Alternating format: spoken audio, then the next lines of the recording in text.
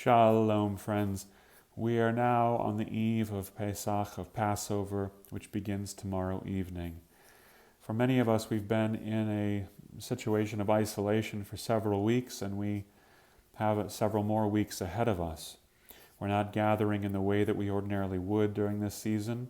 We're not gathering for the Passover Seder. We're not gathering for worship services, and we will not be gathering, of course, for the celebration of the risen Messiah on Resurrection Sunday.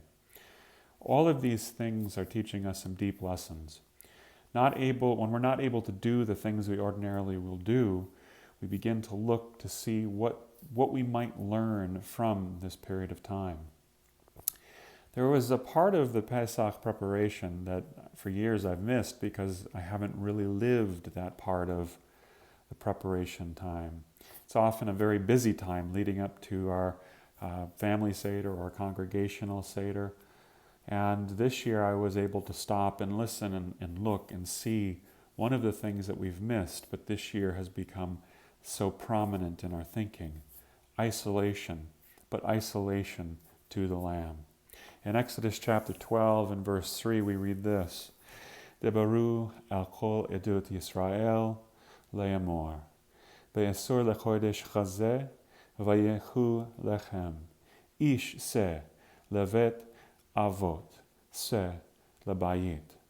Speak to the congregation of the children of Israel, saying that on the 10th day of the month, this is the month of Nisan, that you are to take a lamb according to your father's house, a lamb for each house. During this time, from the 10th of Nisan to the 15th of Nisan, the beginning of Pesach, families were to take a lamb, and they were effectively isolated from the rest of the community because each family would be looking at the lamb that they had adopted and brought into the home.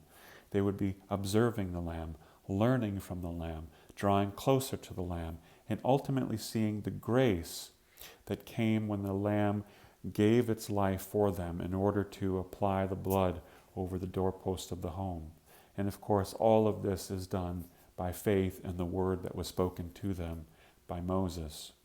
During this period of isolation, it's easy for us to mourn the things that we're not able to do, rather than taking this period of time, this isolation, and see how it is drawing us closer to the Lamb, and ultimately how the Lamb is attempting to draw us closer to Him.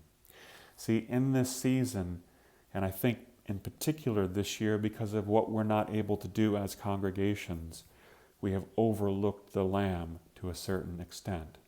This season is all about the Lamb. Whether you're celebrating Pesach or you're celebrating Resurrection Sunday, this is all about Yeshua as our Lamb. What do we learn from this? During these days of isolation, it is a time when Jesus is drawing us closer to Himself, asking us to trust Him more, to follow Him closer, to hearken to His voice, and to walk with Him just as the disciples walked with Him. So during this season, while we cannot gather together, and I'm here in my office, we cannot gather together in this building, we know that the ever-present risen Messiah is with us, drawing us, desiring us to learn from Him, to learn who He is, and ultimately to know how He has dispatched us in this world to make disciples of the surrounding community. We see in this His presence in our life as Emmanuel, God with us, God among us, and God in us.